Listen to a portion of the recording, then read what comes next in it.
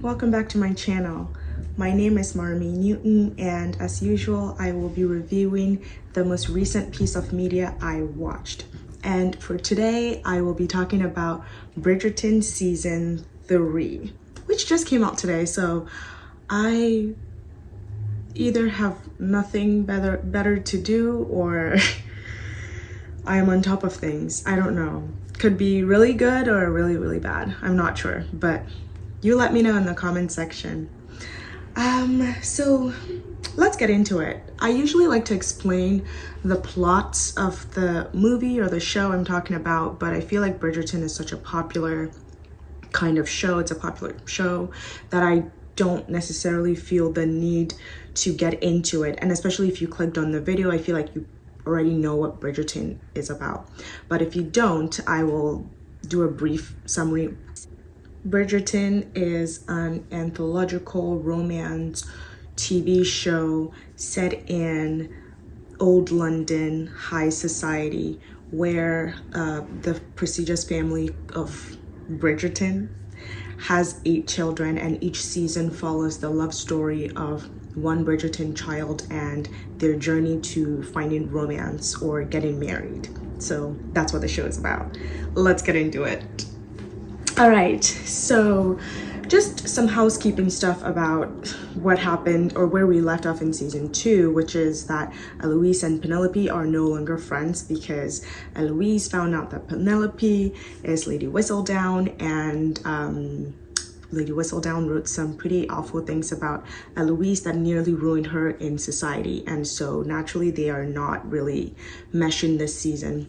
But something that surprised me, I feel like it surprised everyone, just like anyone who hasn't seen the season yet, or anyone who, you know, is watching will realize that, will be surprised by the fact that Eloise is now friends with Cressida Cowper, which I did not see that coming. I don't know about you guys, but yeah, I did not see that coming. I do think that the friendship is very wishy-washy because clearly Eloise's actual friend is Penelope, and you know, Penelope is going through some stuff that Lady Whistledown wrote about Penelope, but Penelope is Lady Whistledown, so Penelope wrote bad stuff about herself. Yeah, anyway. So yeah, but I don't know, I don't really have a problem with Eloise's friendship with Cressida Cowper, especially because it sounds like Cressida is actually in need of a real friend and is actually trying to be a good friend to Eloise. Do I hope that Penelope and Eloise are able to reconcile their differences at some point and become friends again, potentially within this season or maybe next season? I do hope that. I would really like that. I really enjoy their friendship, and I hope that this time Eloise is able to be a better friend to Penelope, because before she was kind of treating Penelope like her little sidekick, and that's not okay, you know? That's just not okay. I don't know if you guys remember or if this happened in season 2 and I just like completely forgot about it, but the Featherington sisters are married. The other 2 that are not Penelope are married, which I completely did not even know that was a thing that was going on. But we started season 3 with them being married and trying to conceive a male heir so that they're able to state their claim to their fortune or whatever.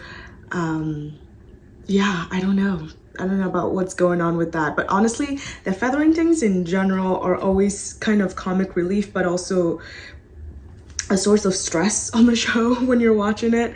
Yeah, I don't know, but that was funny. For the first 4 episodes that just came out, you know, they've been continuing with their, like, you know, humorous actions on the show and all of that. But yeah, oh my god, I look so oily on camera. I put a little bit of like glitter, I don't know, on my neck, and now I look like it's not translating very well. But yeah, I look like Elsa Majimbo from TikTok. I don't know if you guys know who that is, but anyway. Another thing that I really liked about the first 4 episodes is just kind of in episode 1, Penelope just kind of going straight for it and, you know, telling Colin about what she overheard him saying last season, which is the fact that he would never ever court Penelope Featherington. And I stand with that, honestly. When in real life, if someone wrongs you or if someone does something bad to you, if you feel like the person is worth confronting them about, like if the relationship or the friendship or the whatever it is worth you confronting that person about that, so that you can kind of let bygones be bygones. Oh my god. So that you can kind of let bygones be bygones, then you should totally go for it. I mean, not in a like, I don't know, in a crazy way, just kind of in a very amicable way. And I think that it's great that Penelope just kind of came out and said how she was feeling to Colin, so that he was able to kind of make it up to her and, you know, try to help her. But yeah, I don't know why in the season they keep saying that Colin helped Penelope so much. He helped Penelope so much, because I did not see it. I don't know, I feel like he helped her with a few things, but it wasn't really that much help. Like, she didn't get she didn't get a proposal because of Colin, I don't think. But you guys let me know. That's 1. And 2,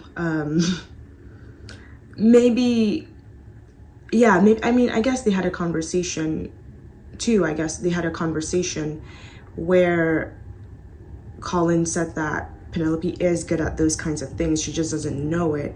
And so I guess after the scandal, Penelope stopped overthinking things. So I guess that's where it is. So he helped her. He helped lay the groundwork, but he didn't completely mold her, I don't think. So yeah, I guess that's what's happening. Or that's what happened. But yeah, honestly, I'm glad that Penelope was able to kind of get that self-confidence to be able to pursue Lord Devlin this season, just because, yeah, like, people in town are just so mean to her. It's really just appalling. And I'm glad that she is finally coming to terms with the fact that you can't just live your life for other people, and it's just kind of being like, you know what, I'm just gonna do whatever, because they're gonna talk anyway, like, regardless. So she might as well, even if it's in Lady Whistledown or not, people are gonna talk, they're gonna have opinions, so she might as well just live for herself and not be out there kind of trying to overthink about what other people have to say, which is very good. I think that, yeah, this season, I don't know, I feel like when I was watching it, I was learning a few moral lessons for myself, and that was good, because usually when I'm watching Bridgerton, it's just like entertainment, and that's that, and which is not a bad thing, but this season it's entertainment and a fable. Is that? No. Yeah, a fable, a story that has a moral to it. Am I? Yeah, that's what it is. I'm not sure. Yeah, it's a fable. Yeah, right. Well, anyway, Bridgerton does not intentionally have a moral to it, but you know, it's like I'm learning some lessons from it, and that's kind of nice. But yeah. Next, let's talk about Francesca this season.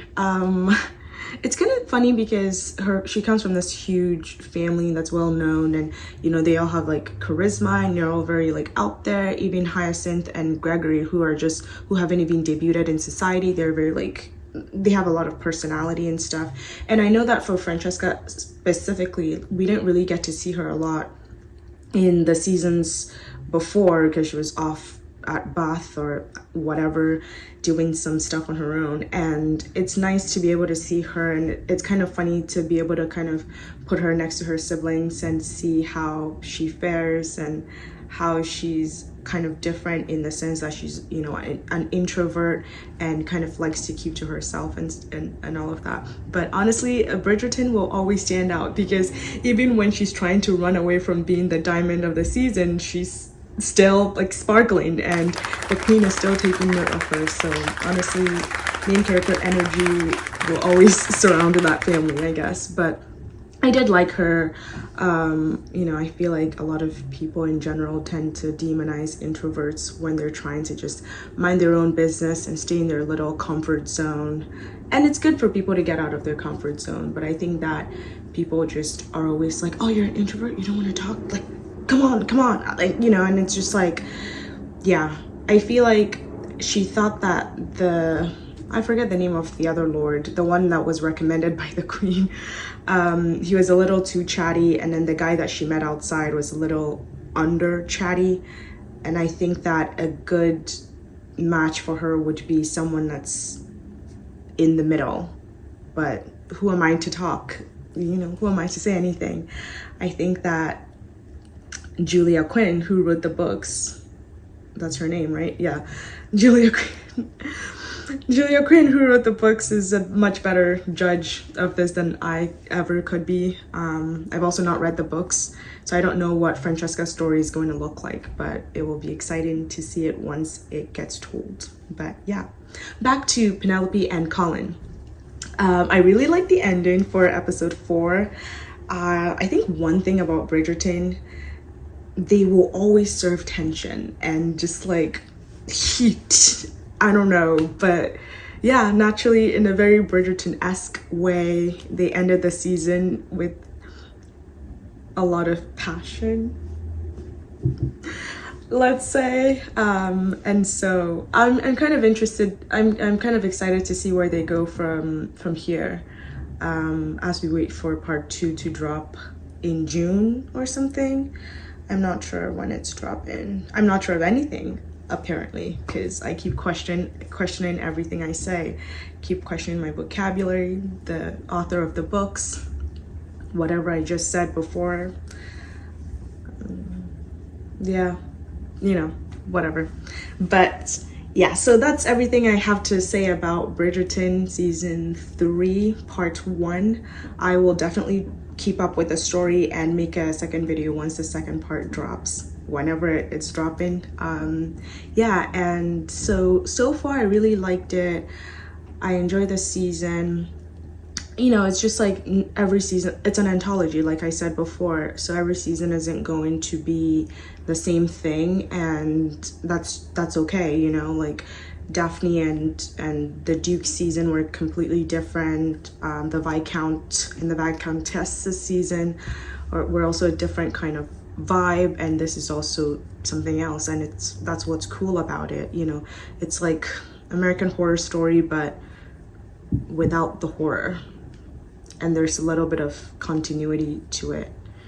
But yeah, anyway, that's all I have to say. Thank you guys for tuning in, and I will see you next time. Please don't forget to like, comment, and subscribe. It would be of immense help to a small channel like this that is still growing. Thank you so much for everything. Thank you for watching till this point, and have a great rest of the day. Bye.